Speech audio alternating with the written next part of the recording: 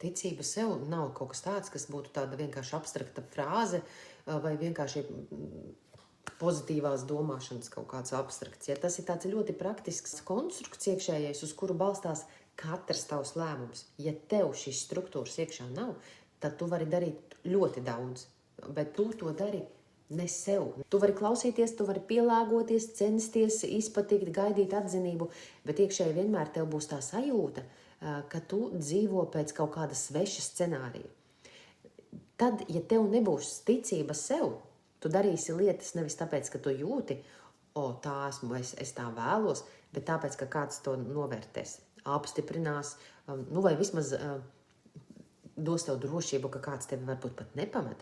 Un tad tu sāc vairāk ticēt citu viedoklim nekā vispārībā tai savai sajūtai. Kad jo vairāk tu dzīvo tādu dzīvi, kas citu acīs ir pieņemama, jo mazāk tu pati sev uzticies. Un ticība sev, viņa nevar rasties vienā dienā un ne no tukša gaisa. Tā veidojas tajā brīdī, kad tu tā sāc pamanīt, es pateicu un es izdarīju. Nav šīs šaubīšanās, tas runātais galvā. Jo no mazām godīgām darbībām pašai pret sevi, no tām robežām, ko tu izveido, no tiem atteikumiem, pat kurus tu radi, no tiem brīžiem, kad tu izvēlies sevi, pat ja tas tev nav ērti vai varbūt pat izdevīgi citiem, bet tu iemācies sevi sajust un no tā tu sāc just piepildījumu, parādās dzīves garša. Un vai ticību sev var iemācīties vienatnē? Daļēji jā, bet bieži vien cilvēkam sākumā ir vajadzīgs kāds, kurš vispār parāda, kā tad izskatās veselīga ticība sev. Kāds, kurš palīdz noķert tos brīžus, kur tu sevi nodod, tāpēc, ka to tu vari ļoti ilgi neredzēt. Un tas notiek nevis, lai tu kļūtu atkarīga no šī cilvēka, bet lai tu iemācītos atgriezties pie sevis, jo tu ieraugi tos patērnus. Tajā brīdī, kad tev ir ticība sev, tev vairs nav jāgaida atļauju dzīvot savu dzīvi. Tas bieži notiek, ka cilvēki nedara lietas, ko vēlās. Tu vienkārši pati sev kļūsti par tādu autoritāti.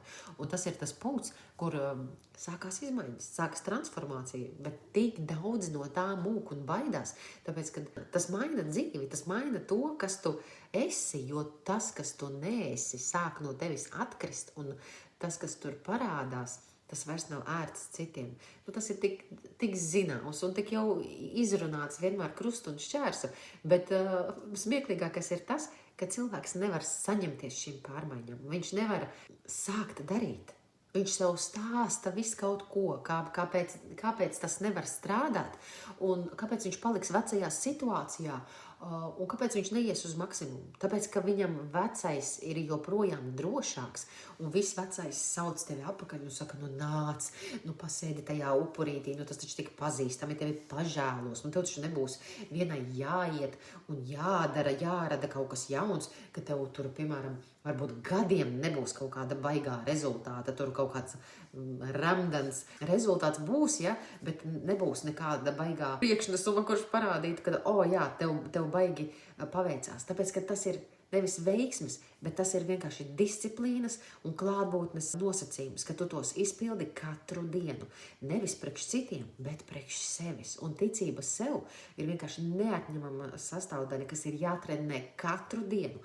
Un tad, kad tu nāc koučoties, tad mēs arī ar tevi strādājam par to, lai tu nepievili pati sevi. Nav runa par tiem citiem, mums viņi vispārībā jāliek mierā. Vienkārši tajā brīdī, kad tu sāc uzņemties atbildību, tad tu arī pati pieņemsi to lēmumu, ko darīt ar pārējām situācijām, kas notiek tavā dzīvē. Jo, ja tu sāc uzņemties atbildību, tu nevari palikt bez šā. Tu vienkārši sāc vinnēt. Un dzīve vinnējot izskatās pavisam savādāk.